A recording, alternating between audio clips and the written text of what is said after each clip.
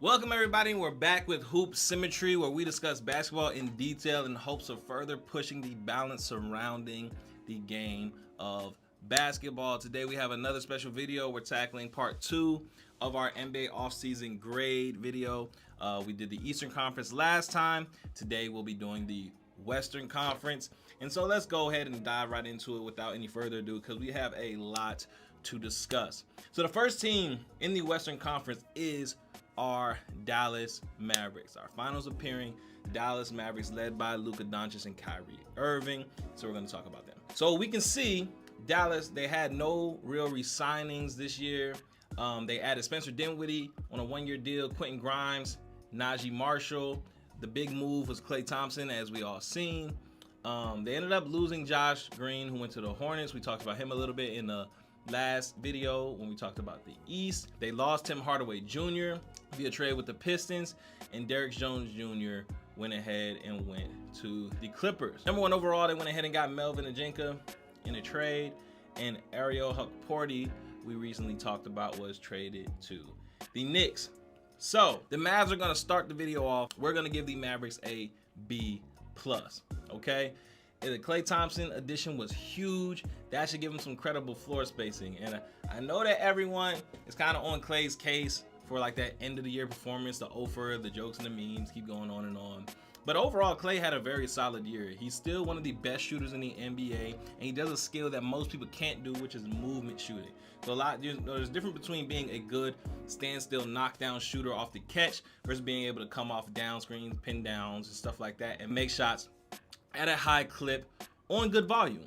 Okay, so that's very difficult, and that's what Klay adds. Now, I really think that this will help the Mavericks a lot this year. We saw the stagnation of the offense when you go high ball screen with Luka or Kyrie, and just everyone else is kind of more of a standstill type of component. And they played well. Everyone played their roles really well. But now with Klay Thompson, that adds a second element. So when Luka or Kyrie are coming off a high ball screen or a wing ball screen, you can actually have a weak side action with Klay Thompson, and that can occupy those weak side defenders, and that really makes it twice as hard to guard versus when everyone's just in a spot up and they're coming off. And these are two of the best, lead guards in the NBA. Luka Doncic is probably the best pick and roll player in the entire NBA. And then Kyrie Irving, you know what I mean? So if you have those two guys, you're automatically going to get some open opportunities. Last year, they had Derrick Jones Jr. and PJ Washington were predominantly the other guys benefiting from those opportunities if it wasn't a direct pass to Gafford or Lively in the lane. And those guys played their ass off. Like, they played tremendously for what they were asked to do. However, that's not a huge strength, especially if somebody like DJJ, he can make some shots for you,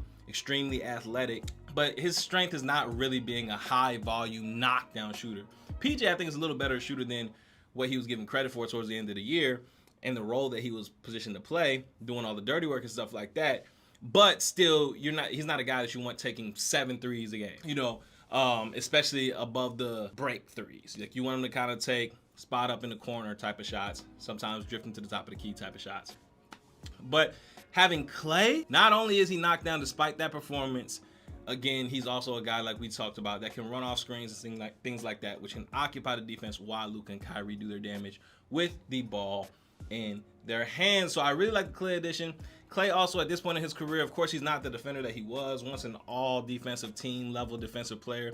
He's a little bit slower now, definitely lost a step after all the injuries. However, Klay is still a very decent defender, especially now as more of a small forward than a 2 guard. He used to chase around little guards a bunch. He would get the Kyrie Irving assignments and stuff like that back when the Warriors were on their final runs. But now, he's a guy who you want probably dealing with a little bit more smooth wings and bigger guards, because he's still pretty strong, pretty solid, and still has those defensive instincts and IQ, which is a huge part of defense. So Klay's still going to be solid for them defensively. So I really like that. Another option that they added with Najee Marshall is also good, because let's say you want to maybe try him in the starting lineup. Najee Marshall is also a very good defensive player, can handle the ball, can knock down some shots for you here and there. It's a very good acquisition if you wanted a different type of change of pace at that wing position. PJ, I expect PJ to have a step-up year this year, because I think PJ is a very good player. I think he's very good for them, and I think he only got to showcase part of what he can bring to the table last year, because he was brought in a deadline, and it's different when you get a training camp and things like that to prepare So I expect big things from PJ this year. They lost Josh Green, who's one of my favorite players in the NBA, but they were able to get Quentin Grimes, who I also really like, who can kind of do a lot of the Josh Green type of things. So again, not too bad of a loss there when you put things in context, even though, like I said, love Josh Green as a player. But Quentin Grimes, I also think, is a very underrated player. They brought in Spencer Dinwiddie, who had a great stint for them. Spencer Dinwiddie was averaging like 15, 5 and something when he used to play for the Mavs. And I know like Lakers fans probably are down on Spencer Dinwiddie because of the role he was asked to play and his production or lack thereof in that role. But again, a lot of times, guys, y'all have to give guys a little bit more grace when they're being brought into a team and asked to do a role that's outside of their normal comfort zone, and we're judging them strictly off of production numbers. That's very unfair, and it's a very surface level way to view basketball. Basketball is not a game like that. You can put a great player in a role that doesn't fit them, and they will look a lot worse than what they really are, versus if you put them in a more appropriate role. Spencer Dinwiddie, I feel like, should have a good role for them. Yeah, I mean, I expect Gafford to also benefit from having a full year of training camp. Like, you put Gafford in a full year of training camp, and that should be amazing for him because he played his ass off. An actual demon on the glass. He's a Tasmanian devil on the glass. He's getting everything. You know, he's a guy who does all the dirty work and not only wants to do it and is okay with doing it, he loves it. You can tell he enjoys that. You always need somebody crazy like that on your team. I think the Mavs made some good moves. Again, I think they could have made a little bit better moves to get in that A tier, but a B+ is a very good grade, so I'm going with the Mavs, a B+. Moving on to our next team, the Denver Nuggets, the champions from 2 years ago. Let's talk about what they did. So they didn't really have many re-signings. They went ahead and added Dario Saric on a 2-year deal. They got Russell Westbrook after he joined the team from being released via trade. They lost KCP in free agency to Orlando, which we talked about. And they also lost Reggie Jackson. They were able to get Deron Holmes, you know, at pick number 22 via a trade, and they gave up Ryan Dunn to the Suns. Nuggets, man, Denver. I'm going with a D+ for Denver, man. I'm sorry. Denver, this is just off the offseason, too. It's not what I think of the team. This is just my offseason grades. Nothing more, nothing less. The beauty of Denver to me was how beautifully they work together with their starting 5-man group. You got Jokic, who's a playmaking center who can also stretch the floor for you. I mean, this guy is, I mean, in my opinion, on my list, he's the best player in the NBA. An absolute dog, an absolute demon. Jokic is him. So you have Jokic at the 5. However, Jokic has limitations. Not very athletic, not going to offer you much rim protection, not a great defensive player. He can protect the rim okay, like if you get him deep and he's stationary down here, he can kind of wall up, but he's not going to jump and block many shots from the weak side for you. So you need somebody who can do a lot of those things. Aaron Gordon fits perfectly. Again, because Jokic also doesn't offer much rim protection. He's not an amazing defensive rebounder, just like when you're snagging those long rebounds. He's very good positionally in rebounding, very good offensive rebounder. He's going to box out and seal, but you need some guys who are going to go up and grab that ball, go up and get blocks and do more athletic plays. They got MPJ, who's a good vertical athlete as far as like the reach he can have. He doesn't jump that high, but he's 6'10" and he can jump. So that also helps. That's beautiful there. They got Jamal Murray, who, even though Jamal Murray is at the point guard, Jamal Murray is more of a 2 naturally. He's a scoring guard. He's not really that much of a playmaking guard. That's his limitation, but that's kind of offset because, like we said, Jokic is a playmaker by trade, even though he's playing center. And then at the 2, they had KCP, who beautifully tied it all together by being that point of attack defender and a knockdown shooter and a very good cutter and athlete, getting out on the breaks, getting a lot of those outlet passes and things of that nature. So losing KCP, I feel like it's almost like it broke the fourth wall of the Nuggets. It kind of made them feel a little bit more exposed as a super team. Even though they didn't have a bunch of superstars, they were like a super team in how well they functioned together. And losing KCP, I feel like, really hurt that. Now, they have a few options there that they can do to hopefully try to offset some of that production. They got Peyton Watson, Christian Brown, Julian Strawther. With Watson and Brown, I really like both of those players. They've been pretty productive for both of them off the bench, even in limited minutes when it mattered most, like deep in the playoffs. I think Brown got a little more of a leash on that, and both of them have kind of that defensive potential that KCP had, and they're athletic and they have the physical size, but neither one of those guys, in my opinion, at this point in their career, shoot the ball at a high enough clip to kind of replace what KCP was bringing to you. And then there's also just the general vet understanding. KCP knew when to do things, when to cut, when to drive, when to pass, et cetera, stuff like that. You know, there's going to be some growing pains with those guys learning those things. You know, they're going to make some mistakes doing that. Plus, they don't shoot the ball that well. Then the other option is another interesting option. Julian Strawther, he actually does shoot the ball well enough, in my opinion, to do that. And he has some good spot minutes. Of course, he didn't have probably the year he wanted to, in and out of the rotation a lot. This is natural. You're trying to help a defending champion level team. And so he shoots the ball well enough. Pretty good athlete, good size. But I don't really know if Julian Strawther has had the reps defending the point of attack like that in order to give them the production that they want immediately right now.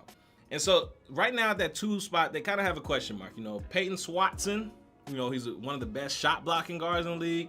Gonna give you a lot of those athletic plays. It's very good. But right now, not a knockdown shooter by any stretch of the imagination. Christian Braun, again, a high-level competitor, can play, can do a bunch of things. An athlete, you know, gets into the ball defensively. Not really a knockdown shooter. I think he's a better shooter than Peyton Watson at this point in his career, but still not knockdown. And these guys are trying to compete for a championship, so they want someone knocked down. And then Julian Strawther, we got to see what he does on the defensive end and everything else. And he's so young. The aforementioned DaRon Holmes, again, that was a good pickup. A nice mobile stretch big at 6'10". DaRon Holmes going to do, you know, some things for them on the backup out of Dayton. Maybe not even this year, but future-wise, that was a good pickup. Zeke Naji, we'll see if he can finally stay in the rotation.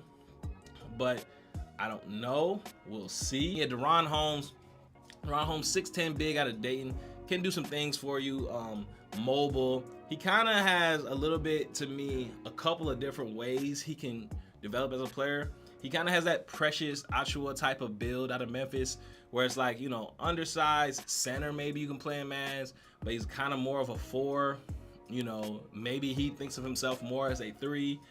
But, you know, he played the 5 a lot at Dayton, so we'll see. He can stretch the floor and knock down some shots. He's mobile, can do some things for you. Zeke Naji, we'll see if he can still develop and really get a cemented role in that rotation, if he can get his coaches to trust in him. Sarge, you know, was a good pickup. He played well for Golden State in very limited minutes, but it's just hard. Like I said, that center position, you already have Jokic, who doesn't offer you much rim protection.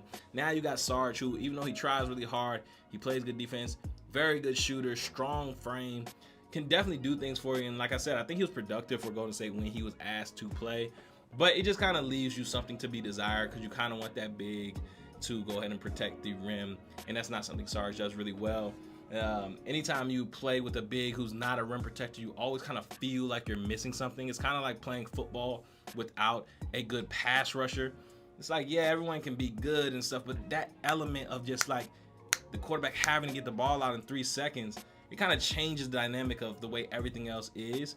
That's what I compare having a rim protector back there to. The way you are able to play defense when you have someone who can at least somewhat protect the rim, you know, is very, very, very different than how you approach it when you know my back line is Dario Saric. So, again, not a knock on Dario Saric, just is what it is. I really do like the Westbrook pickup. I think that can help them a lot. He'll do better than what Reggie Jackson was giving for them off the bench. Russ with Denver, again, was a very good pickup, but it's just they lost way too much. They lost way too much and didn't really replace it with anything big, and I really thought they could have used that, especially after what happened last year. They're disappointed in the playoffs. You know, Denver's been this dominant team in most of our basketball fans' mind, but it's crazy to think that they really have only won a championship one time. It doesn't really feel like that based on how dominant they've been, but it is what it is. We'll see what they do. But overall, D+ grade for me for this offseason. Next on the list, the Golden State Warriors, a fan favorite. So they had no real re-signings of note. They went ahead and added Kyle Anderson, which was a good deal, and Buddy Hield. DeAnthony Melton also came. They finally traded for Lindy Waters, who, you know, according to their GM Mike Dunleavy, they had their eyes on for a little minute. They waived Chris Paul, so that trade, we can all look back on it. That was a horrible deal for the Warriors. Very, very bad trade. Got a guy for one of their bigger assets and only ended up waiving them, the guy that they got back a year later. Not very good management of assets. Lost Dario Saric, and of course, lost Klay Thompson. All right, now with pick 52 in the draft, they actually drafted big from Boston College named Quentin Post, and I actually really like him. We'll talk about him a little bit more. So I think that was very good value for where they were drafting. So for the Warriors, man, let's talk it out a little bit. They lost Klay, but even though they didn't get a guy who to me replaces what Klay gave them, they got pretty good. They got pretty damn close. If you combine Buddy Hield and DeAnthony Melton, that is about what Klay was kind of giving you. DeAnthony Melton's a guy who's going to defend, plays hard, athletic, can shoot the ball.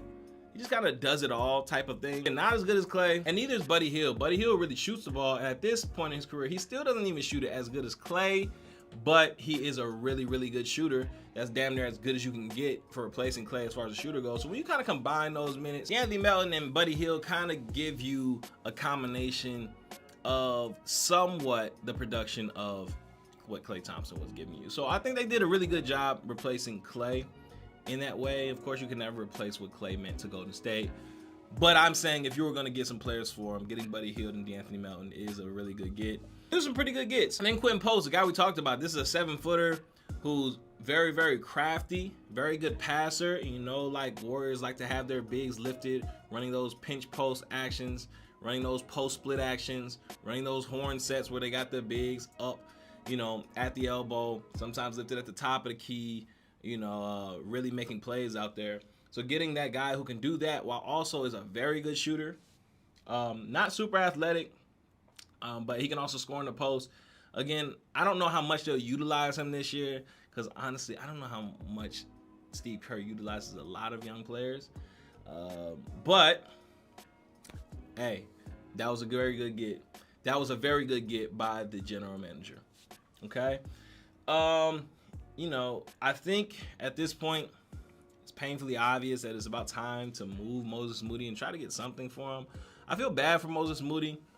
This is a guy who came into the league, a very, very highly regarded prospect.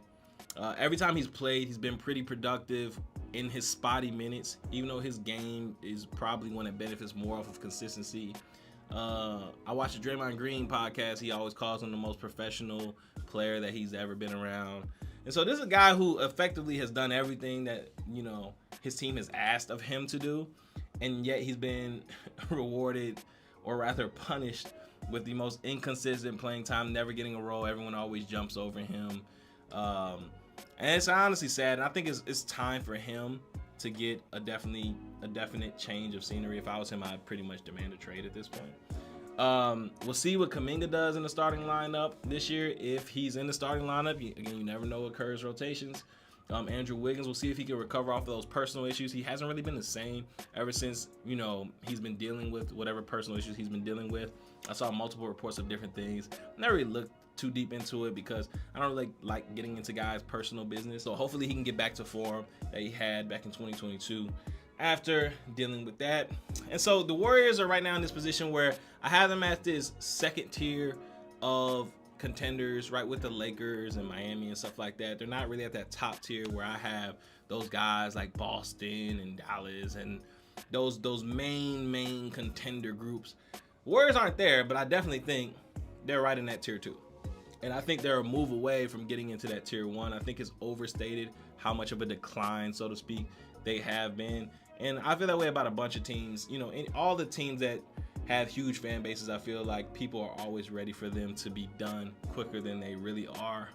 We used to see them back with San Antonio, Miami, Lakers, all of these big market teams. People always want them to be finished whenever they show signs of struggle. And I don't really think the Warriors are finished, no matter what the Charles Barkleys and people like that of the world, say. So overall, I gave the Warriors a C+ offseason. I think losing Klay was huge.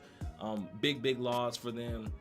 And I don't think they did enough to move themselves into that top group of contenders I think they did, a pretty decent job to get themselves to be pretty decent, which is why they got a pretty decent grade, C+. Next on the list, we have the Houston Rockets. So starting off with the Rockets, we went ahead and re-signed Aaron Holiday. I'm saying we like I'm a Rocket. I'm not, but I don't know. I just went with it. They got AJ Griffin from the Hawks. They drafted Reed Sheppard, number 3 overall, and also ended up getting Pell Larson at number 44 from Arizona. So I gave the Houston Rockets a B+, mainly off the back of their number 3 overall pick, Reed Sheppard. Reed Sheppard has come into the league, and he has made his name known very quickly. This was a A+ level draft pick. Now, honestly, when Reed Sheppard was coming out of Kentucky, I didn't love that the mocks mocking Reed Sheppard at 3. I didn't really see it from him. In Summer League, I really saw it. So clearly, they were right and I was more wrong about what Reed Sheppard was going to be. Reed Sheppard looks like an absolute stud. He looks like that perfect type of off-ball point guard. And I think it also pairs really, really, really well with Amen Thompson in the future if they want to go with that type of backcourt with Amen Thompson and Reed Sheppard. Amen Thompson is a guy who basically is one of the most shifty players with the ball. Hasn't really been able to do much of that behind Fred VanVleet and everything like that, but he is really, really good at that. He's extremely shifty, extremely quick, super, super athletic. One of the quickest first steps at a guard that big that we've ever seen. A menace on defense, a really good playmaker, knows how to play with others, but he has an absolute broken jumper. An absolutely broken jumper.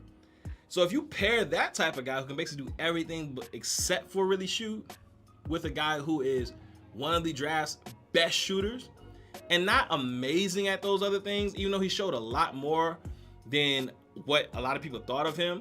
Reed Sheppard looks like a very solid team defender, has good hands, gritty, likes to get up into the ball.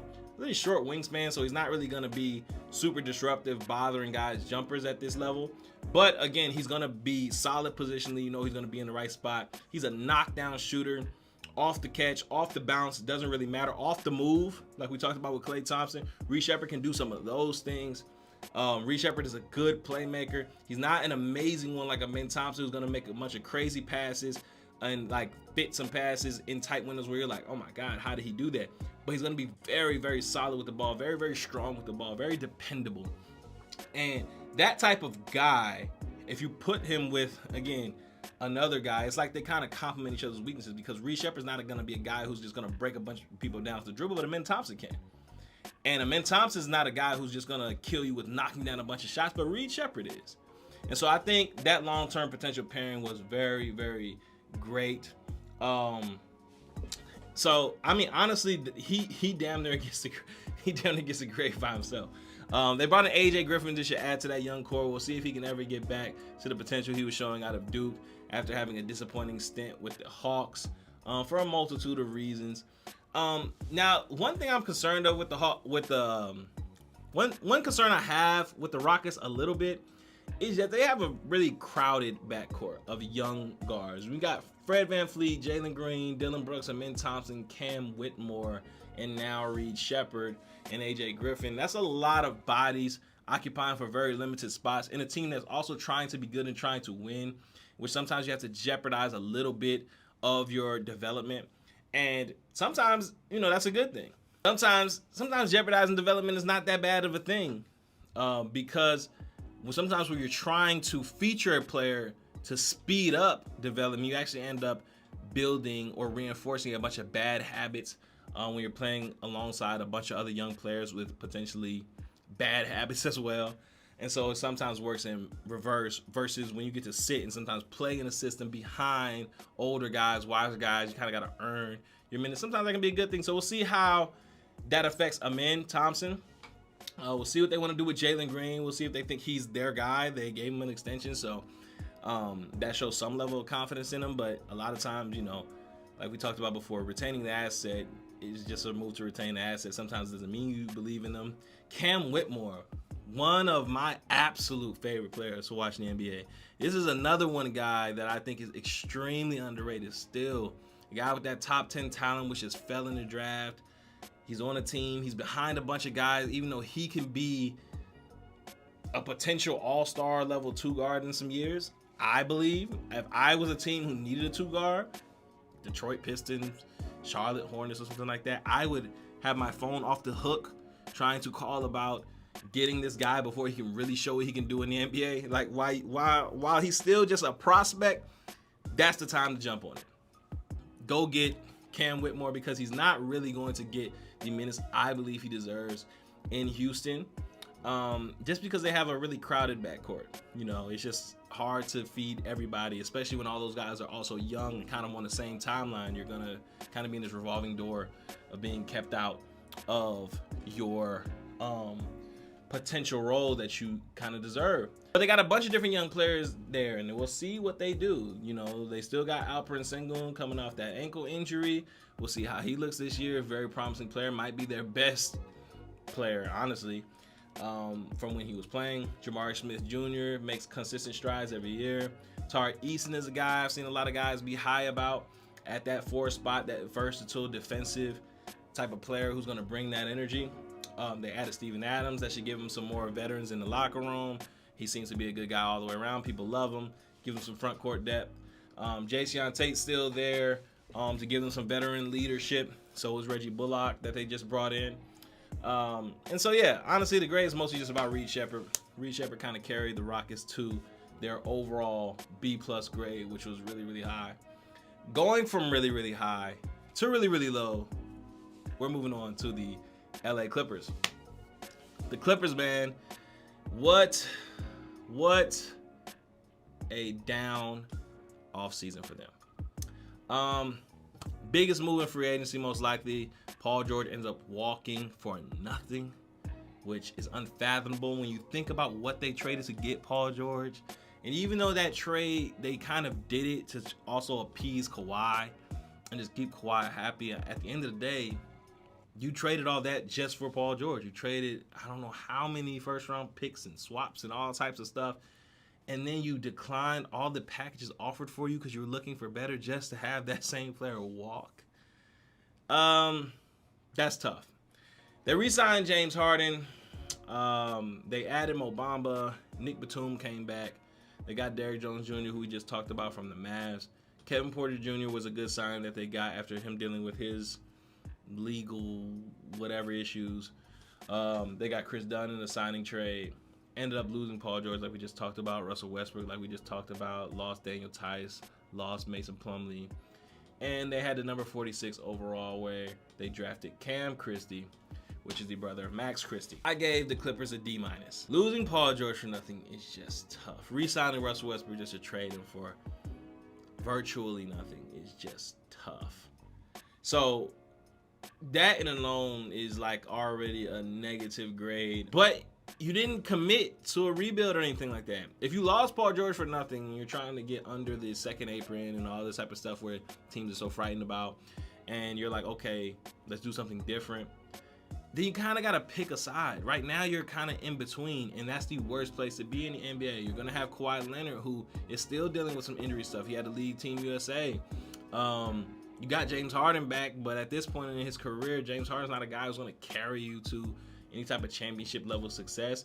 Neither is Kawhi Leonard, because he doesn't seem like he can hold up for an entire season to do that. He still is capable of being that player, but his health history has shown that that's not really dependable for him.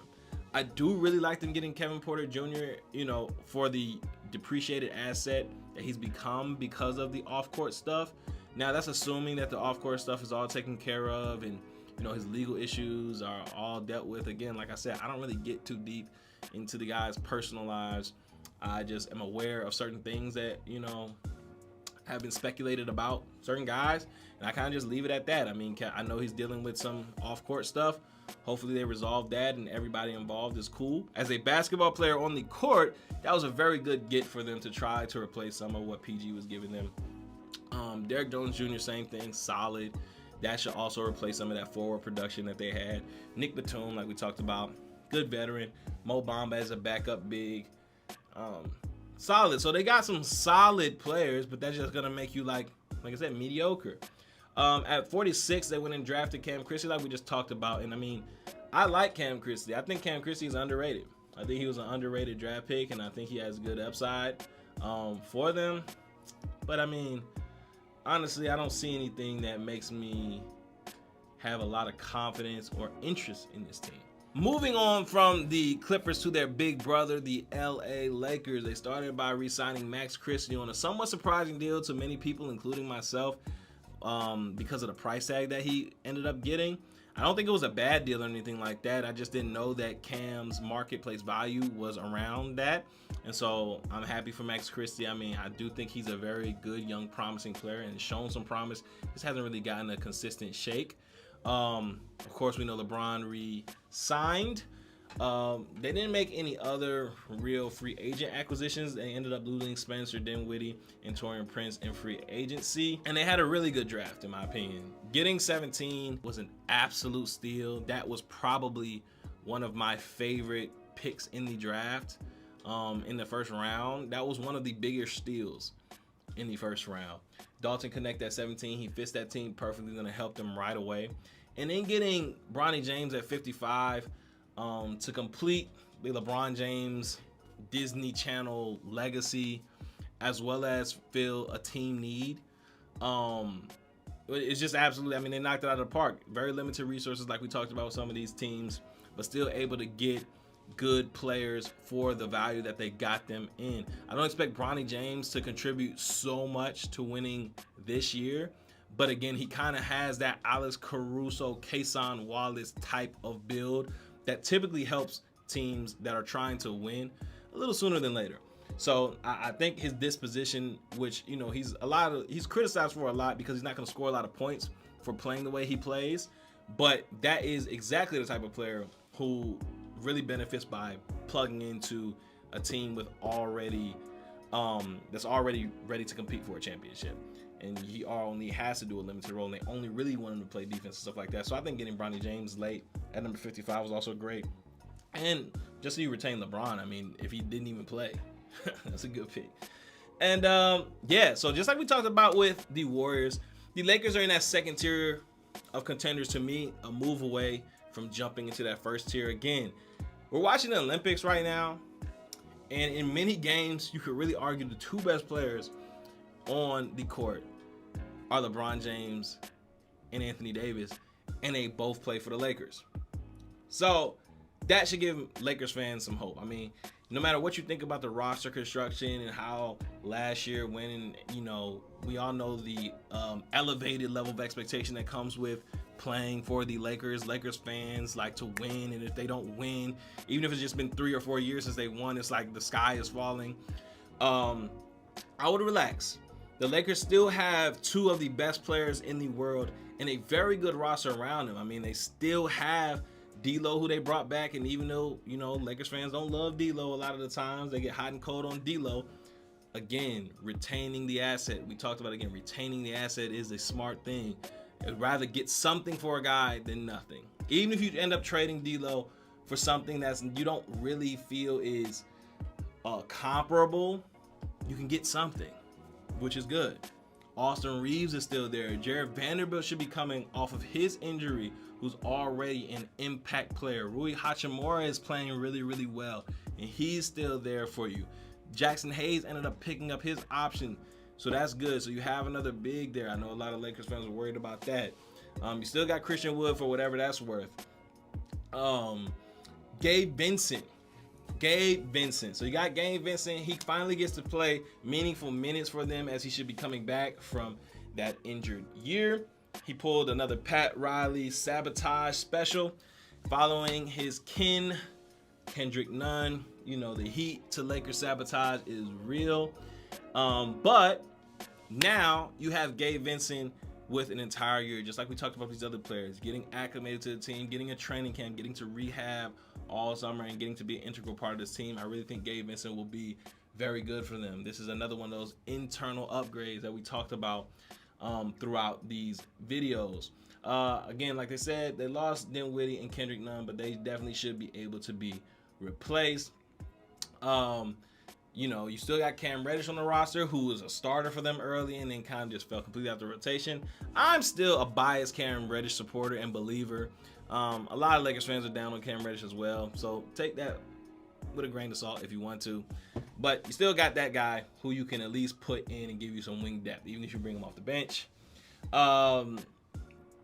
Yeah, so, you know, the Lakers are in a pretty good position, and you still have in the middle Anthony Davis. Anthony Davis has to be one of the most underrated players of all time. And I understand, you know, a lot of people are mad about the injuries, which is kind of a weird thing to be mad about, because I'm sure more than us being upset about the injuries, he's upset when he's injured. But, you know, I know people want to see you play, and when you're not playing, then that can create an issue for people. But if we just talk about the playing, Anthony Davis has been an absolute monster. Anthony Davis is one of the most disruptive defensive players in NBA history. It's honestly a shame, and it's a semi-tangent, that Anthony Davis has 0 Defensive Player of the Year awards, and like Rudy Gobert has like 4 or something like that. And he may not ever get another one, because now we got Wemby in the league, who's an alien who just dropped down into the NBA to take over. But either way, you have that guy being a wrecking ball for you on defense and being a very productive, smart offensive player. The Lakers still have a chance. Now, I'm here to say I'm not personally a Lakers fan. You know, I don't really get too much into my personal biases, but I will tell you this: is I'm not really a Lakers fan. I'm just someone who likes the game and looks, and objectively looking at the Lakers, if you just look at them as a team, they're in a good spot. They could be better, but they're in a good spot. So I ended up giving the Lakers a B- for their offseason. Again, they did some good things. Nothing amazing, but still overall very, very solid offseason for the Los Angeles Lakers. Jumping into the hometown team, we're talking about the Memphis Grizzlies. I'm a Memphis native, so of course this team is, you know, always something to talk about. Being from Memphis, going to a bunch of Grizzlies games live, I get to see them a little more intimately than other teams. No major re-signings. Ended up losing Zaire Williams to the Nets, who was then, I think he was flipped to the Raptors, but maybe he's still in the Nets. I'm not sure. Anyway, more importantly, they ended up drafting Zach Edey, the big man out of Purdue, with number 9 overall. Later went down the draft to number 39 overall and selected Jalen Wells out of Washington. And then ended up getting Cam Spencer at number 53 overall from a trade with the Pistons. And I ended up giving them a B+ grade for it, because they didn't get Reed Shepherd, who was like the Summer League star. But if you look at their draft, I mean, their draft picks look absolutely amazing. All of them. All three of them had great Summer Leagues. You talk about Zach Edey, very limited Summer League, but Zach Edey looks like he's going to be a monster. He instantly makes up for 2 of the main issues Memphis has, which is A, scoring in the half court. Ja's incredible. The whole Memphis team is young. Jaren Jackson Jr. can hoop, very versatile. Desmond Bane can get you buckets. They now have G.G. Jackson. They have guys. But when that game slows down, Memphis really struggles getting efficient buckets. And this kind of fits their identity. Getting that big man in the middle that you can throw the ball to and just run a few post-ups a game. If he's running the floor for you, blocking shots for you, grabbing rebounds for you, and you can just throw him the ball a few possessions a game when the game is slowed down and get a high percentage look, is extremely valuable for a team who kind of wants to do this type of thing, run up and down and stuff like that, and kind of struggles a little bit within structure.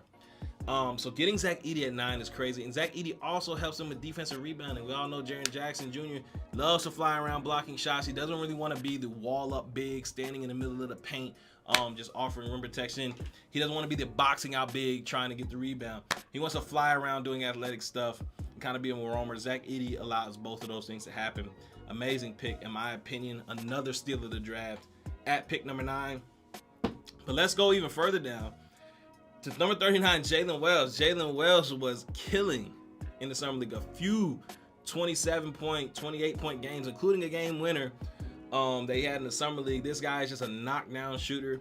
He's not really trying to do too much outside of that, but again, shooting is the most valuable skill if you talk about a singular skill in the NBA. So if you had to pick a singular skill to have in the NBA, that will help you the most, get on the court the quickest, easily be a shooter. Easily be a shooter. I mean, that's always valuable. You can always play if you're a shooter. And Jalen Wells is a shooter extraordinaire out of Washington. He also has good size for the position and potential to be a good defensive player at that 3-and-D role. You can never have too many 3-and-D wings on your team. And Cam Spencer, this is just a gritty, tough, competitive point guard who has some game to him. Like, Cam Spencer is no bum. I mean, you look at him, he doesn't, look very crazy as far as his athletic build, but his game is very good, very crafty, and you can just tell he just brings that competitive edge. Honestly, when we go down the rest of this roster, I would love to see what like Grizzlies practices look like because they have a lot of highly competitive guys who can all play.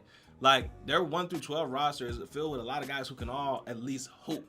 And I know everyone in the NBA can hoop to a degree, but these are all guys with like varying NBA level skill sets, even if they're not able to really utilize them on the NBA's level of competition.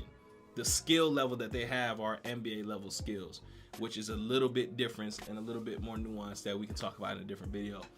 But yeah, I'm very interested to see like how Taylor Jenkins throws in some old school high-low style actions with Jaren Jackson and Zach Edey. And another little side note tangent. Has anyone noticed the resurgence of like the traditional power forward? We kind of had that break where it was just a bunch of taller small forwards, the Rudy Gay type of players. Everyone's playing at the 4. And now, we got Minnesota. We got some other people who are bringing back bigs to play the 4 and a 4-5 combination of bigs. Interesting. Just an interesting side note on the evolution of the game of basketball. I love, making those type of observations because it's just interesting to watch how the game evolves. Going back to the Summer League, Scottie Pippen Jr. is another guy who they had on their roster who also looked really good this Summer League. He's just a guy who's consistent. To me, ironically, he kind of reminds me of a guy like Tyus Jones, who's just going to not make bad decisions for you, always be smart, leveled, make decisions, same type of size.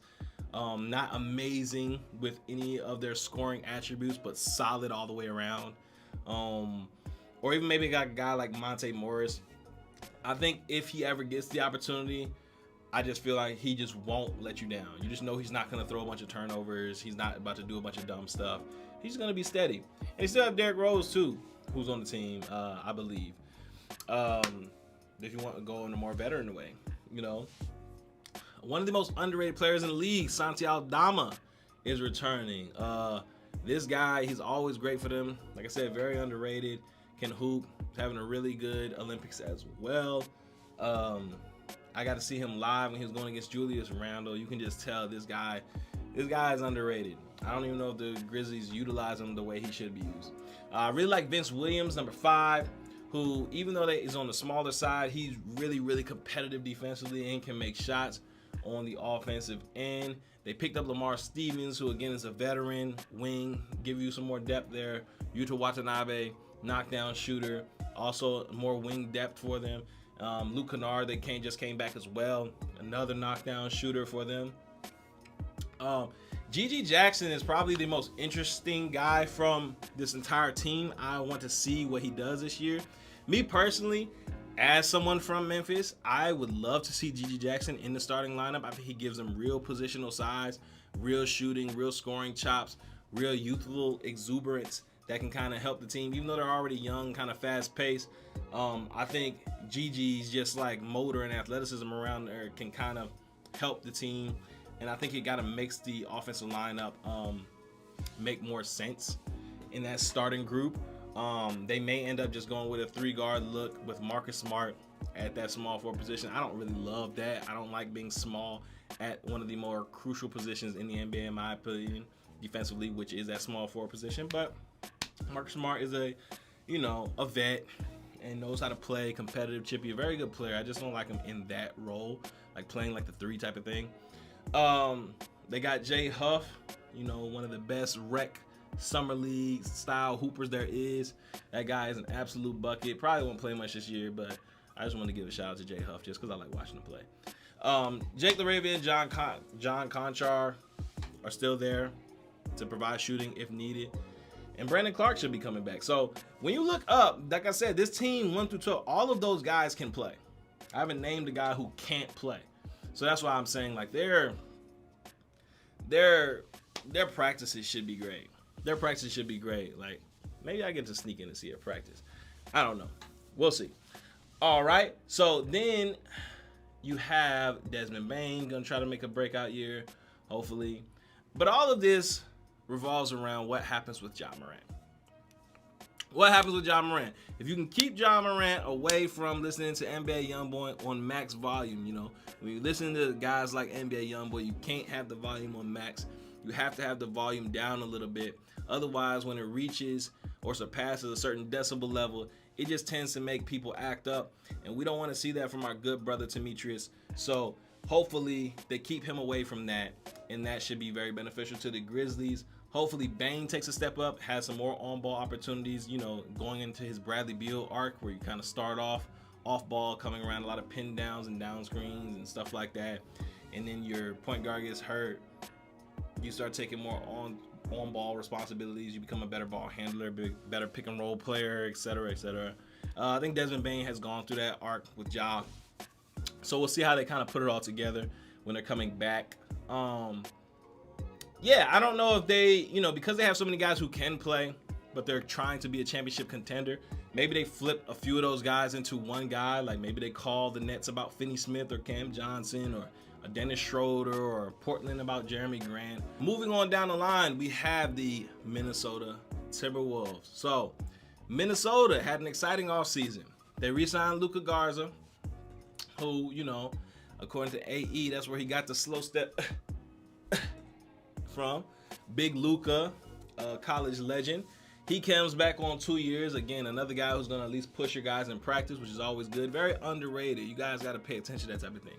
But Luka can hoop. We all know Luka Garza can hoop. They also added PJ Dozier and Joe Ingles. Lost Kyle Anderson in free agency to the Warriors. Lost Monte Morris to the Suns. Lost Jordan McLaughlin and Wendell Moore as well. So some interesting additions. Some interesting key losses. Now let's turn to what they did in the draft. So in a very stunning move, they traded up to number 8 overall and selected Kentucky guard Rob Dillingham with a trade with the Spurs. Again, very controversial move, one way or the other, but most people liked it. I liked it as well. They got Terrence Shannon at number 27, another huge steal in the draft. Again, my main steals in the draft so far, Zach Edey at Memphis, number 9. I think that was a steal. 17, Dalton Connect. I think that was a steal. Terrence Shannon at pick number 27, a huge steal. This is a guy who kind of reminds me of Cam Whitmore from last year. A guy who has top 10 talent, clearly. However, due to other reasons outside of his actual play, falls really low in the draft.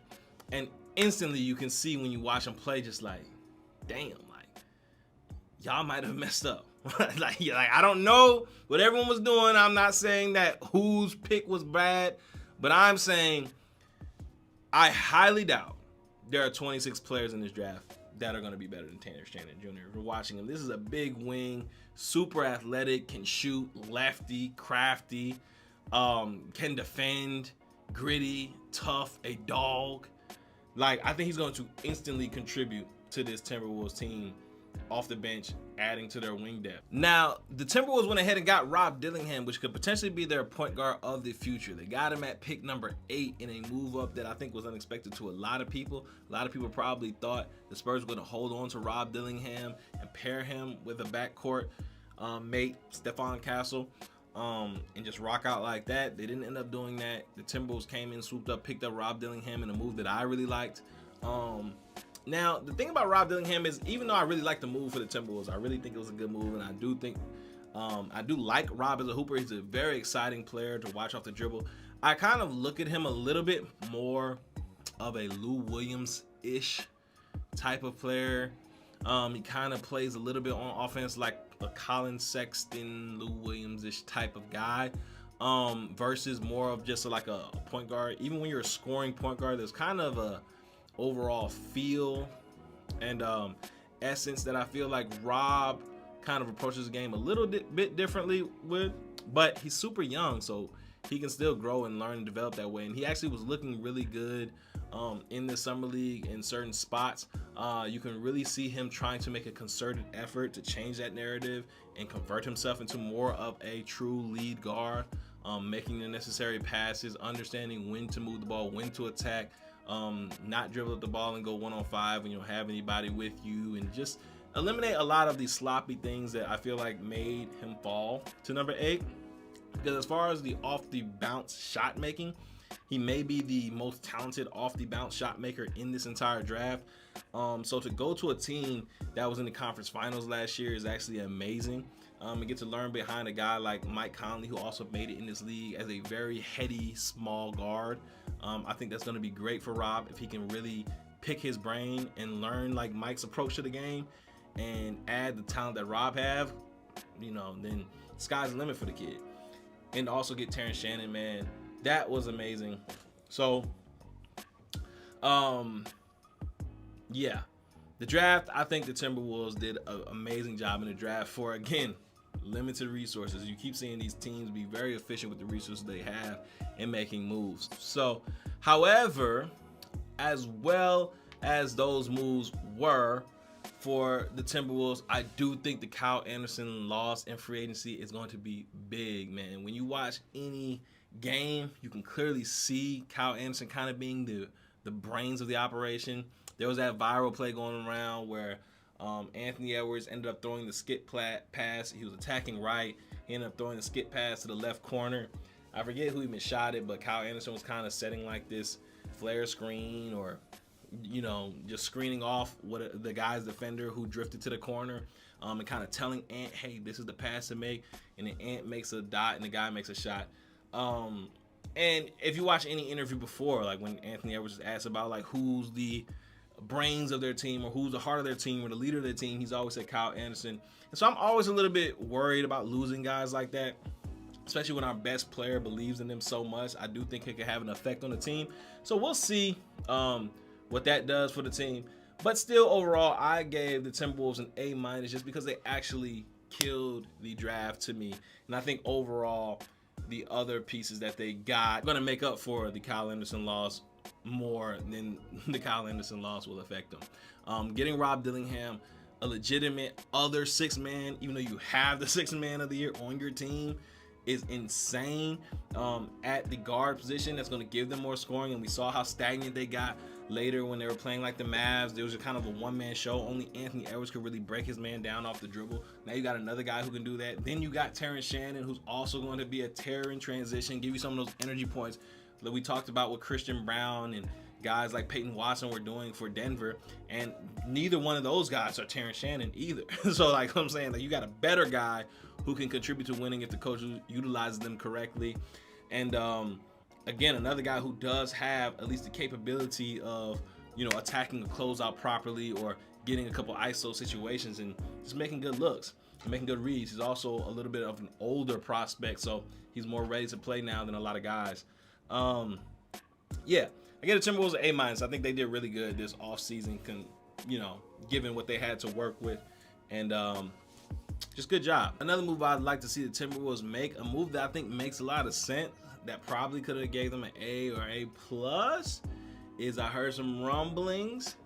Maybe we have a Karl Anthony Towns, Kevin Durant type of thing. We've seen the way Kevin Durant's been looking in this FIBA.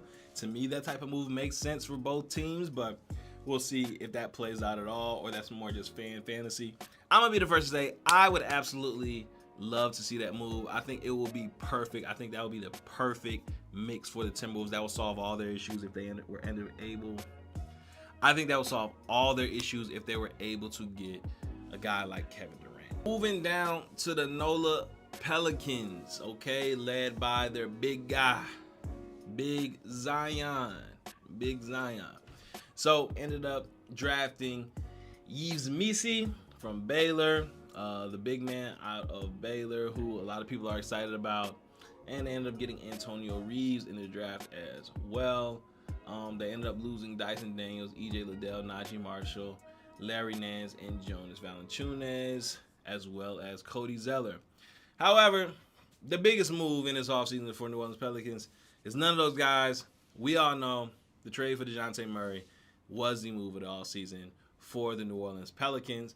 I really like that move. I think it works. I think it makes sense. I think when you pair CJ McCollum, older scoring guard, not really a great defender on the smaller side, with a guy like DeJounte Murray, who is a little bit more of a playmaking guard, taller, can defend. We've seen him on social media talk about he's getting back to his defensive ways now. He kind of fell off a little bit. Now he's ready to lock up again. A former all-defensive team player. I really think that is a very good look for them. He's going to bring intensity, which I think New Orleans lacked a little bit of. They still have guys like Herb Jones, Trey Murphy, who I think is another really, really underrated player in the NBA. Which kind of brings me to my next point. I really think in order for New Orleans to get where they need to go, they need to move on from Brandon Ingram. I don't think the Brandon Ingram and Zion piece really works together. And I think New Orleans is missing a big. I mean, honestly, could you see a Brandon Ingram, DeAndre Ayton type of swap? I'm just throwing out random things here. I haven't heard anything or whatever the case is. I'm just saying. I think if they trade Brandon Ingram and get him for a piece who can really, really help them now, I think that will bump up the New Orleans Pelicans, because Ingram is a very good player. Zion is a very good player. But sometimes you have, this conundrum where your two best players don't really play their best together. They kind of play better apart from each other than they do together. So kind of when they are together, they're not really the max version of themselves. So that's what happens with them.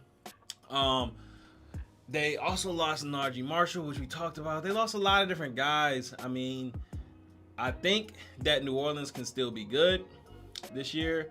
But we'll see. They're still looking for a center. And I don't necessarily think Yves Missi is the answer right now this year, even though a lot of people are high on him. Maybe he can be long-term. We will see. Daniel Tice was a good pickup for them, but also not likely a long-term option, going off of the age and timetable. But he does fit with Zion because he can stretch the floor a little bit more, which is good. So maybe they'll, their plan is to play Larry Nance. Maybe their plan is to play Tice this year and then later go with Yves Missi. Maybe they make another move. Maybe they go and try to get a Clint Capella or Thomas Bryant in a trade. Who knows? I'm just throwing out random things that I just think of, guys that may be expendable at this point. They still have Herb Jones, still have Trey Murphy like we talked about, still have Jose Alvarado, who's also having a great Olympics right now for Puerto Rico, putting on. Very, very fiery. I really like him. Yeah, overall, I mean, New Orleans landed a huge fish in DeJounte Murray, so that's always going to give you a pretty good grade, especially since they only really gave up Dyson Daniels and some picks for him. And, I think it was even just one first-round pick, too. So, a very good get, very good value grab. I think it makes sense. Again, I think the writing is on the wall for a trade for Brandon Ingram, or maybe they shock the world and trade Zion Williamson. I doubt it. I think New Orleans would throw a fit if they did that. But hopefully he can get his health under control. They can do those things and make some noise, because New Orleans has kind of been on this teetering type of path for a while now, and I'm ready for them to be more serious, you know what I mean? Because I do like a lot of players in that team. Like I said, I really like Herb Jones. I really like Trey Murphy. Trey Murphy is one of my favorite players. You put him in the game, I think he fits next to Zion better than a guy like B.I. This guy who can really, really stretch the floor, really wants to defend, plays more off the ball than on it. You can run more of that point Zion stuff. So, again, I think the Pelicans did really good, so I gave them an A- grade, A- grade for the New Orleans Pelicans, which again is really good. Next on the list, we have the Oklahoma City Thunder, led by their all first team NBA guard, SGA, MVP candidate, Canada representative, straight hooper, straight bucket. So let's talk about the Oklahoma City Thunder. So what did the Oklahoma City Thunder do this offseason? They re-signed Isaiah Joe on a 4-year deal and Aaron Wiggins on a 5-year deal. I actually really like the fact that they did both of those.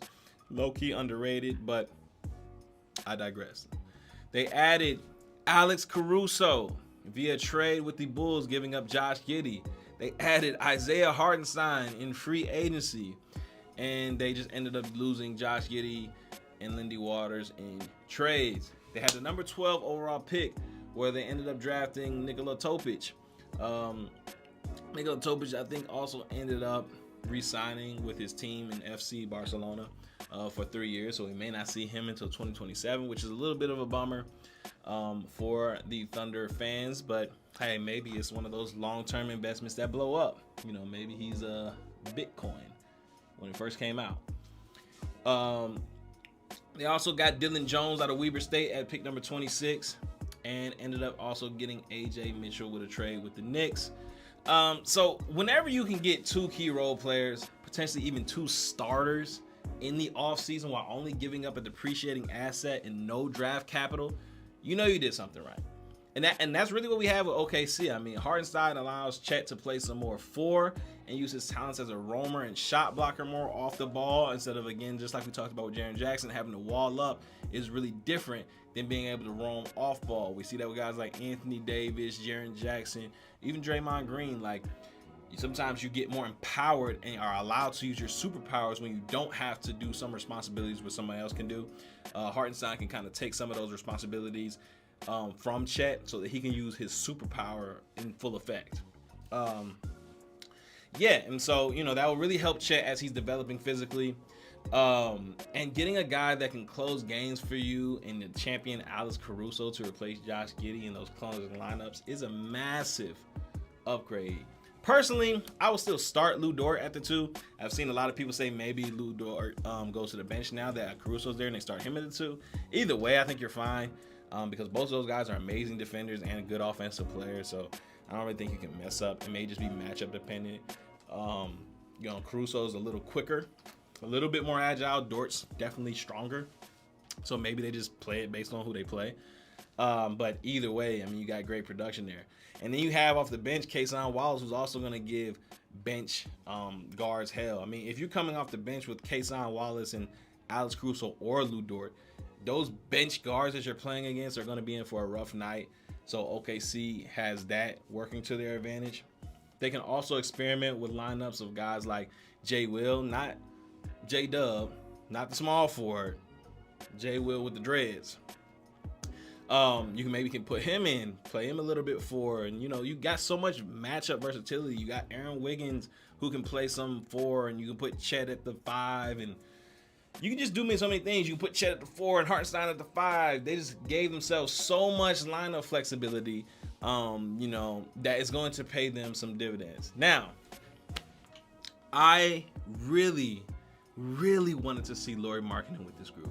I mean, to me, there was no more perfect of an addition than Lauri Markkanen being added to OKC. He just would have made everything work. And I want to see Sam Presti at some point cash in those chips and make a win now move, because his cash in wouldn't even be like pushing all your chips to the table. It would be like if you had chips right here on the table and you had 2 storage rooms also full of chips and you pushed those into the table. Knowing that you have 2 storage rooms full of them still there, that's kind of what Sam Presti has.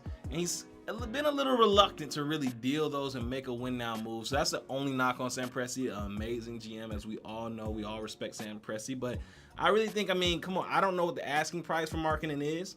I'm not in those meetings, but I'm sure OKC had enough plus more, especially when you use the overall pick of number 12 to draft Nikola Topic, who's not going to pay for you for at least another year or 2 or whatever. I mean, that number 12 overall pick is very valuable. You pair that with some other assets, whatever. But I'm getting a little nitpicky, and that's just because the basketball fan in me just really wants to see Lauri Markkanen with this group. But I still think they did an amazing job altogether, like we talked about. I really like all the additions they made. These guys are going to help them this year. They had a very, very good offseason, one of the best in the NBA, probably a top 5 offseason in the NBA, all things considered. So, you know, OKC still got an A for me. They got a solid A grade. I mean, again, the only thing that made it A+, getting that Markkanen deal done. But again, they got an A. They can win the championship next year. It's on the deck. it's within the realm of possibility. I don't see it happening, but it's definitely within the realm of possibility. They are a tier 1 contender. They're a little bit lower of that tier 1 contender. They're like on the lower end of that tier 1 contender to me. They're definitely not a tier 2. But yeah, very good offseason for the Oklahoma City Thunder. I'm excited to see what they do this year. I love watching Shea play. I love Lu Dort. Again, that's one of my type of guys. You know, I like those 3-and-D off-ball guys. My style of guy. Chet's amazing. So, A grade for OKC. Next on the list, we have the Phoenix Suns. They re-signed Bol on a 1-year deal. Damian Lee on a 1-year deal. Josh Okogie on a 2-year deal. And Royce O'Neal signed for 4 years. They also added Monte Morris, who we talked about before, and Mason Plumlee, who was also mentioned. In the last video, we talked about on that day that I did that video, that's the day that Tyus Jones announced that he's playing with Phoenix. They ended up losing Drew Eubanks, Eric Gordon to free agency. They initially had Deron Holmes, but we talked about that flip trade where they ended up getting Ryan Dunn. Also, Iguodala was somebody that they got at number 40 from the Knicks, who, if you remember that video from yesterday, I really like Oso Iguodala. So again, I'm clearly going to like that pickup. And they ended up getting Kevin McCullough Jr. So I gave the Suns a B-. I think the Suns did a couple of things to really help themselves. Finally getting Tyus Jones, a true point guard, to distribute the ball to a lot of their guys who like to come off ball and shoot midi pull-ups and shit like that, should really, really help this team. I really, really like that. The whole experiment with the no point guard nonsense doesn't work. You need a guy who can organize the offense. Tyus Jones can 100% do that. He's been doing that his entire life. I think that was a really, really good pickup. So that was a position of need that they got. And they also got a backup version of that in Monte Morris, unironically, just like we talked about earlier. So they got 2 guys that can do that. They clearly recognize that's something that they needed. They also ended up getting Mason Plumlee to help their frontline depth, because big man was something that they were kind of struggling with. Again, Yusuf Nurkic, not really much of a defensive big at all. Mason Plumlee plays more defense than him and should offer some good depth off the bench. They also drafted Oso Iguodala, who should help in that regard as well. Getting Royce O'Neal to re-sign and stay there for a full year, I think is big. Suns' potential is kind of dependent on 2 things. A, direction. They have to decide, and I heard what James Jones said in this press conference when he was talking about we're trying to build around KD and utilize him and all that type of stuff. You know, sounds good. But the Suns actually have to decide internally whether or not they really believe this is the team that's going to win a championship. And if not, then are we going to blow it up and start over? If so, then what moves are we going to make this team have more of a shot of realizing that potential? And I think a lot of it depends on what they want to do with Kevin Durant and Bradley Beal. I think if you're on the more rebuilding side of things, trading Kevin Durant just makes the most sense. Kevin Durant's a fantastic player. Love Kevin Durant. He's an amazing. We're watching him kill. I mean, he's one of the most skilled players to ever play. One of the most adaptable players to ever play. Just a hooper. A hooper's hooper is Kevin Durant. Great player. But if we can't win, he's the guy who can get us the most stuff back. And we just mortgaged a whole lot of stuff to get Bradley Beal, who didn't even really fit. You're not going to get really anything for Bradley Beal at this point, given the contract, given how everyone's seeing him play. Bradley Beal's still a productive player, but just not at the level that his contract suggests. Devin Booker's a really good player, but I don't think a lot of people view him as a number 1 option on a championship level team. You already gave away Ayton. So it just comes down to this. If we feel we want to win a championship, I think you have to go start Royce O'Neal and bring some normalcy to your lineup. I don't think having a shot diet of a bunch of hezzy pull-up elbow jumpers between all 3 of your players makes a lot of sense. And then when you got Bradley Beal as a 3rd guy behind Kevin Durant and Devin Booker, at that point, he's not even Bradley Beal because he's not able to have the opportunities that Bradley Beal would warrant. So you might as well just put that to someone else who, you know, would be more efficient with those opportunities and give you more on the other end. And, you know, make up for the lack of some of the things that Bradley Beal can do with the ball, with the things that they can do on the other end. So I think starting Royce O'Neal makes the most sense for them if they're actually trying to win. And if not, you know, then I think trading Kevin Durant makes the most sense. So if we're keeping KD, try to bring Bradley Beal off the bench, and I think this team makes a lot of sense. And I think this team starts looking a lot better than what they have been if they just do that one little fix. But, I know egos are a thing, and like we said, a lot of times the investment a team is putting in you determines your opportunity. Suns have invested a lot into Bradley Beal, so maybe he can kind of move his weight around and not really want to accept that type of backup role. Even though, a backup role is not necessarily a negative thing, it just means he's going to be able to utilize his talents more so than he would being more of a spot shooter off the ball than a your turn, my turn type of thing, just attacking closeouts. Bradley Beal's better than attacking closeouts and spot shooting. Royce O'Neal can do that part just fine, plus give you a lot better defense on the other end. I think that's the way to go. But again, the Suns are still another team that I put in that tier 2 contenders. Like, the Suns are not that bad. Like, the Suns, they're maligned because, the season didn't go the way they wanted to after what the Timberwolves did to them, but Suns are not in a bad spot at all. They finally have a couple of good point guards. They strengthened their front line depth. Like I said, they have good players. They just kind of need to arrange them in a way that makes sense. And I think they did a lot of those things, but they're kind of flirting with the purgatory at the same time, because they lose one of these guys and go in a different direction. KD gets hurt and somebody retires, or somebody asks out. Now you're flirting with that purgatory that no one wants to be in. So I think the Suns have to make a decision this year depending on what they see. I think it was the right move, in my opinion, to kind of go for it again. Flipping KD for Cat kind of accomplishes both of those things. It kind of keeps you competitive while also giving you something to build forward in the future. So, again, my bias is really wanting to see that move for both teams, because I just think it makes sense for both teams. But overall for the Suns, I understand them trying to run it back again. I do think they have a shot of winning the championship. Like I said, they're in that second tier of contenders in my book.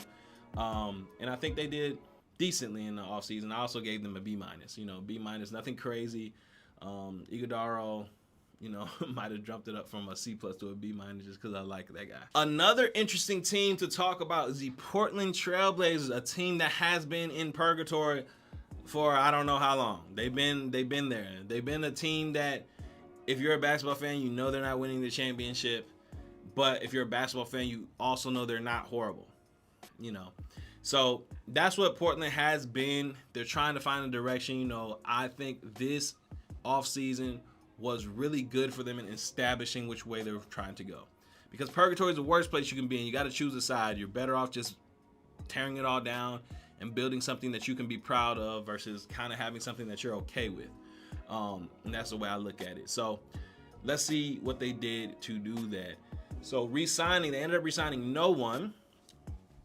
And they added Denny Avdia via the Wizards in a trade, and they lost Malcolm Brogdon.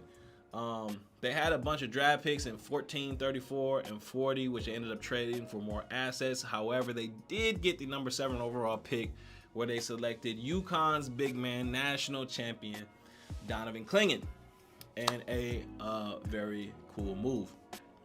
So, yeah, Portland has essentially just committed to their rebuild.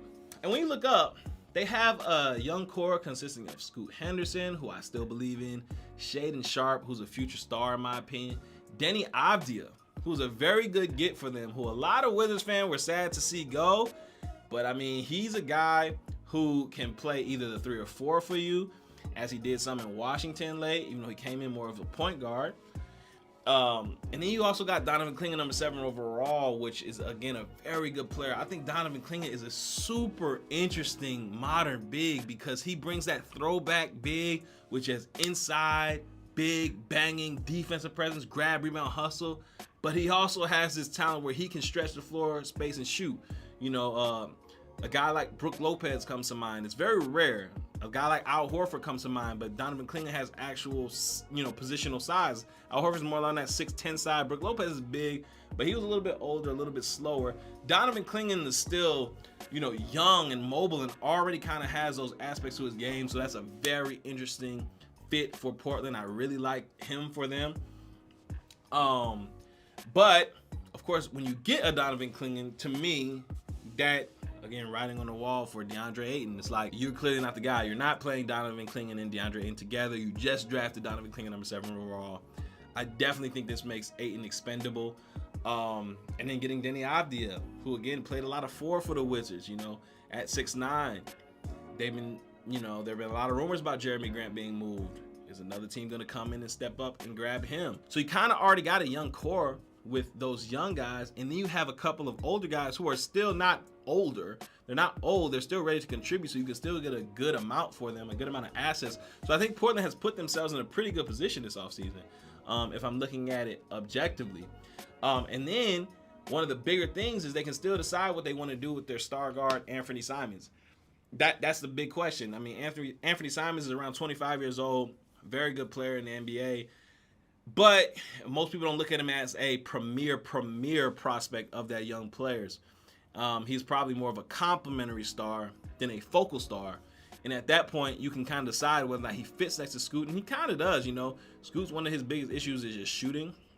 And going back to Scoot, I do think Scoot has a lot of promise. I think he will be a very good player in the NBA, even though he had a pretty bad first year. I still very much believe in Scoot Henderson as that lead guard. I think he offers a lot. And if you pair him with a guy like Anthony Simons, that kind of makes sense. The size is not a huge thing. Both of those guys are not small guys.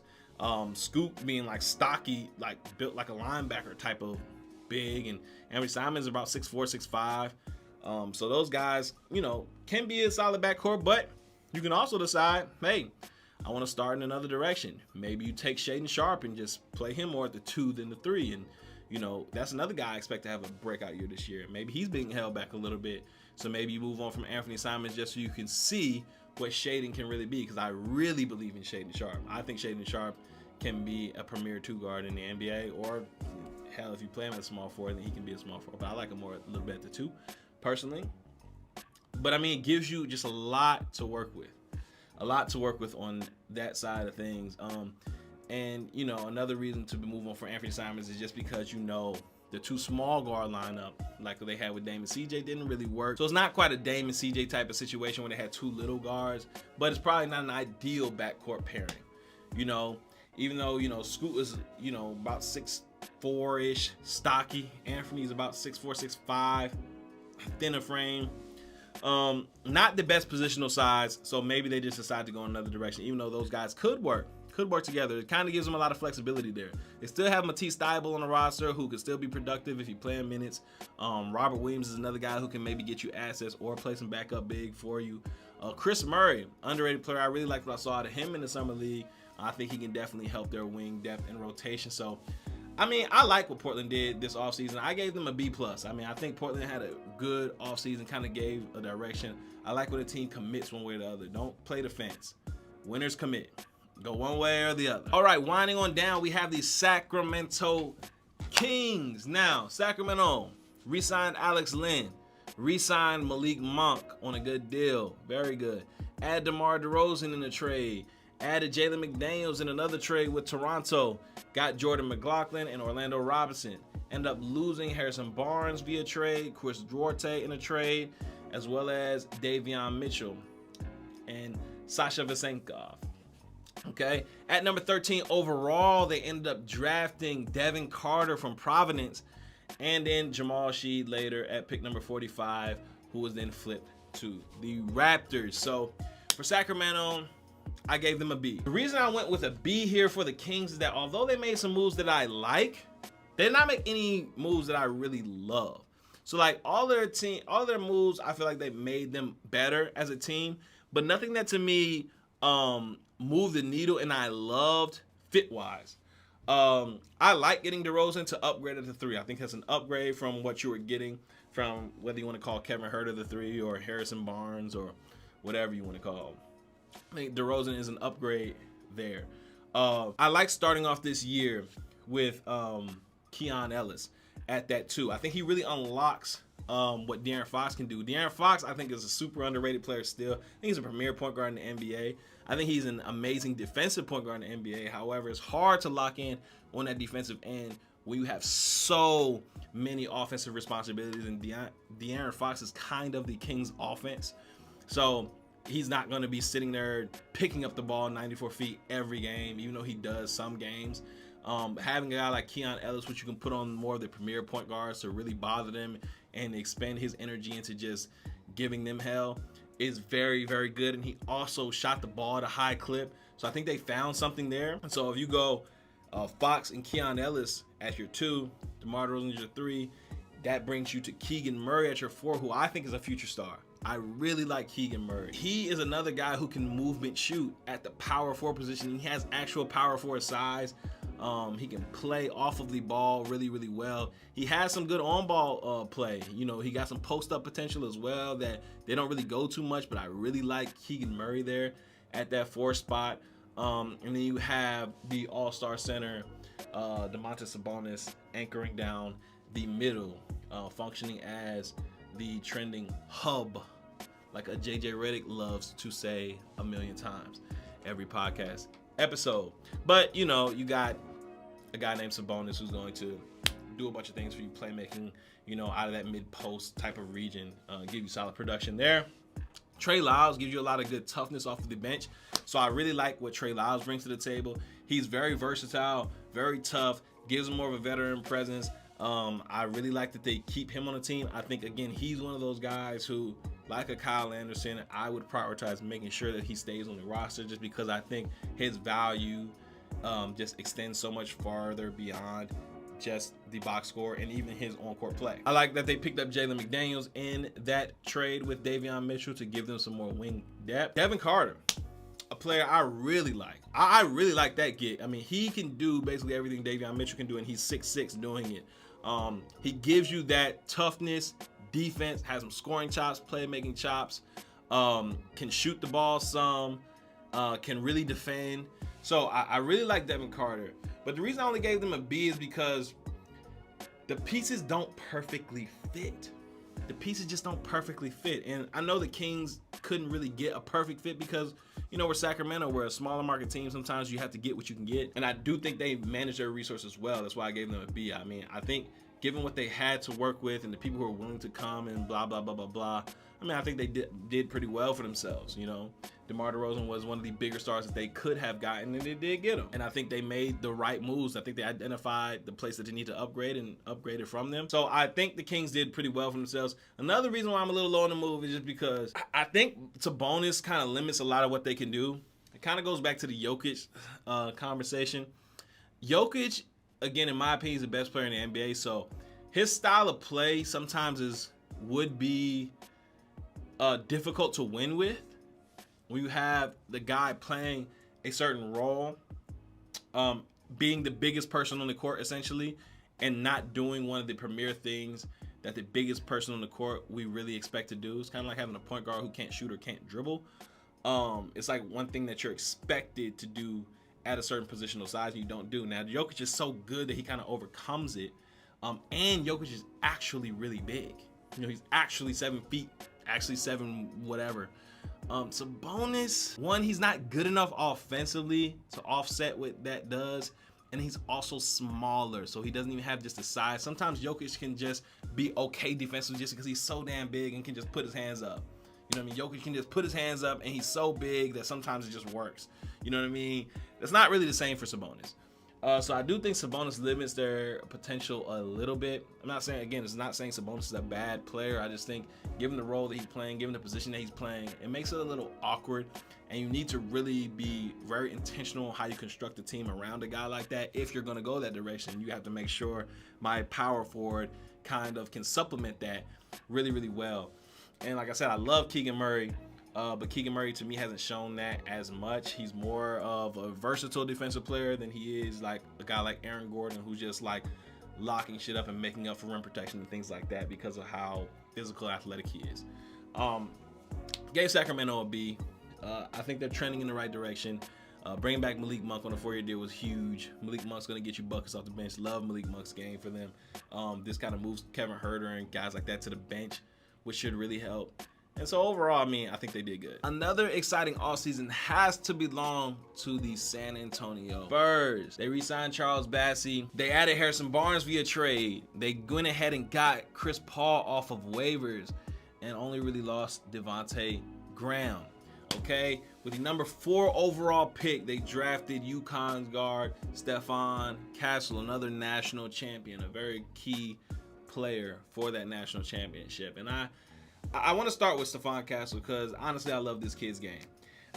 He's a very unique player. Like on offense, if you watch him at UConn, he kind of played more of that Alex Caruso, Bruce Brown type of role, which is like that guard who's a guard, but they play him a lot in the dunker spot, catching lobs and doing a lot of off-ball dirty work and just getting these dump-off passes and finishing and all that type of stuff because that was the role they needed to play, but he also functioned in getting them in their sets, really unique players. You sometimes watch Drew Holiday and Derek White do this for the Celtics where they'll initiate the offense on plays, and then you'll see them put in the short corner or dunker spot in other plays where they're kind of functioning like a power forward type of deal.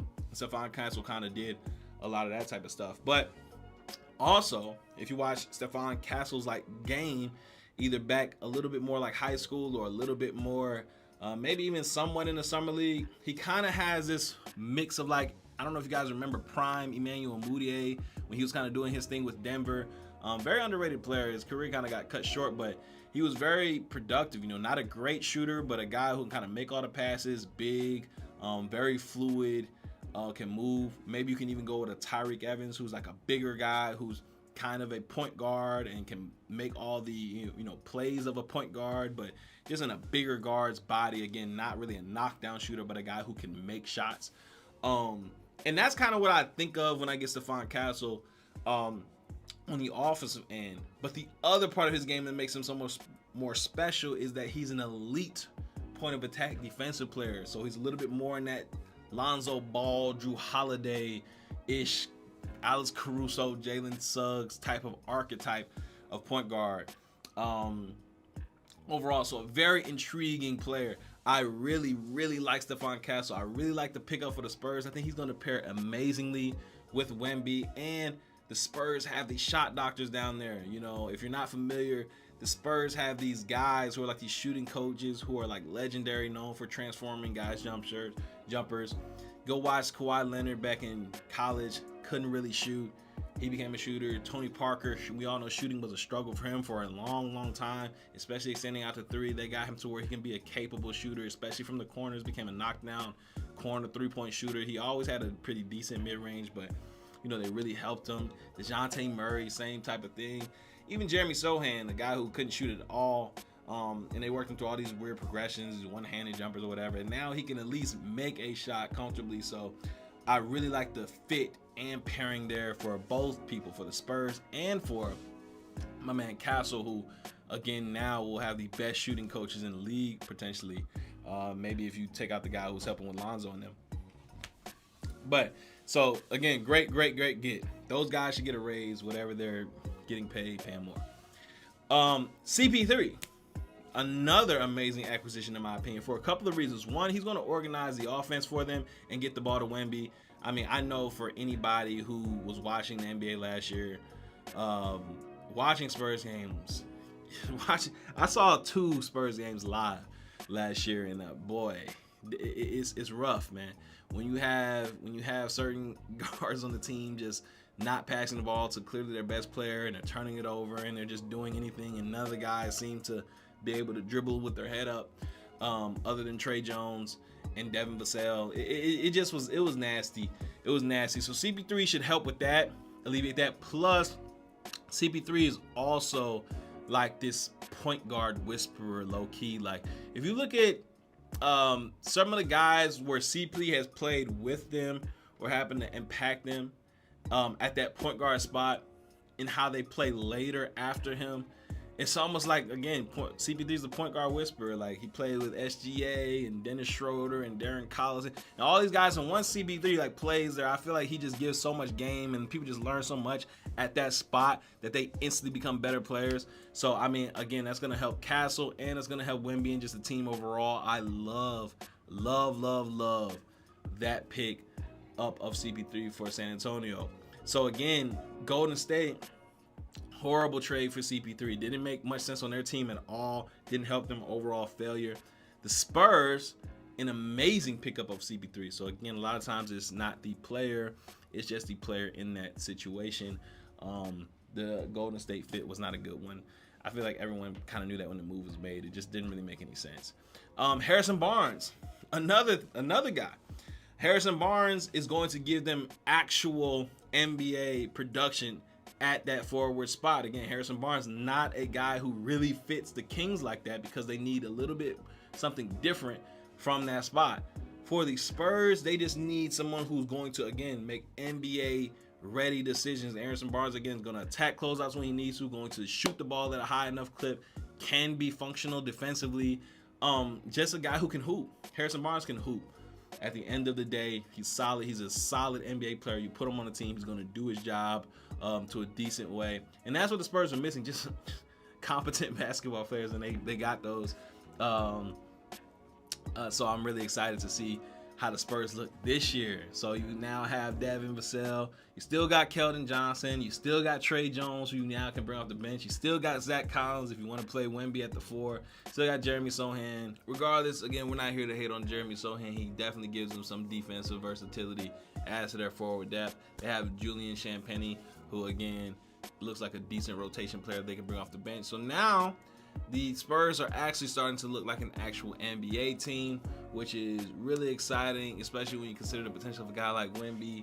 Again, I'm super high on a guy like Wemby. I'm not even going to go into what I think of Wemby, but I really think Wemby is an all-time great player. He just has to prove it now. They ended up drafting Juan Nunez, who's, again, future playmaker for them. They ended up getting Juan Nunez, who's a 6'5" point guard, fits that Spurs archetype, potential future playmaker for them. But who knows when we'll see him play. He just re-signed with FC Barcelona's, through 26-27 season. He can cut it short, so we'll see.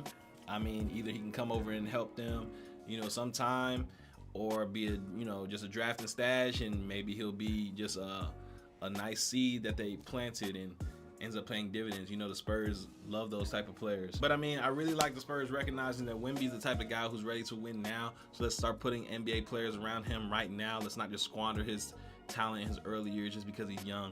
I see far too many teams doing that. But it's not that many teams which come into a situation where you have a player ready so early.